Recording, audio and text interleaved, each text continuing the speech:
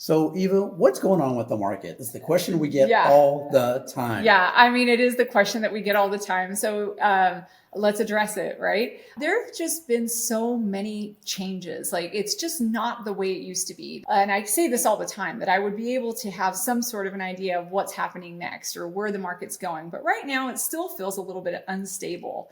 Now, that doesn't mean houses aren't selling. We're selling houses, we're getting offers, and it's just a question of what houses are selling, how many times are we getting multiple offers, and what is bringing that to fruition. And so I would say, and as I've always said consistently, pricing is key. Your home needs to be priced correctly. That doesn't mean we're trying to undersell it by 30,000. We're pricing it correctly at market value. And so please remember that if you spoke to us or an agent 3 months ago and you received a price point, it will be different today, mainly because we have more inventory now. So we are seeing increased inventory across the nation and specifically in our area. Rates haven't come down really, not anything significant. So houses are not only coming on the market more frequently, they are staying on the market a little bit longer. But the ones that are getting movement and are still getting multiple bids are priced correctly and show well. So there is something to be said about staging and getting your house prepared for sale.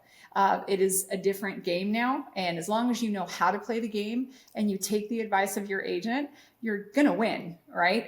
It's just timing, strategy, and trust. You know, there has to be a lot of credibility and trust between you and your agent. An example of multiple offers is we had a property come on the market this last weekend. We started talking to the seller about 3 months ago. When we were ready to go on, we, of course, as we would normally do, we ran another CMA and discovered that our price point had changed. Thankfully, they trusted us enough to listen. They had also prepared the house exactly as we had discussed. We staged it for them and it looked great. We ended up with 4 offers, right? And so what's important to know about that is even with the 4 offers, right, there was still room for the buyer to set some terms. And so that's what's changed as well. It used to be all seller, all in, whatever the seller wanted. And it was a conversation that we did have to discuss terms that would also benefit the buyer. And we'll go into another video talking about this, but what happens with buyer compensation. So that's where we're at today. Price it right, have it show well, have trust and credibility with your agent, make sure you understand the market, make sure you know where rates are, and you'll definitely win. These are one of the things that we study on a consistent basis. We use data from very different places because there is contradictory data. Mm-hmm. And our job is to help read the market for you and show you the data so you can make a wise decision. The one thing that we have always found is our experience by selling thousands of homes, mm-hmm. being in the market full time really makes a difference. It benefits you because we do so much volume. We're constantly in the market, and that benefits you as opposed to someone who may only sell 1 home a year where they're not truly in the market all the time.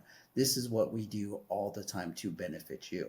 So if you have questions, reach out. We want to explain, here's where the market is for your particular situation, your particular price point in your particular city and your particular neighborhood. That's the granular area that we want to get to benefit you. This is Ron and Eva Cedillo, powered by Place. Sell your home and sleep well on your pillow when you call Ron.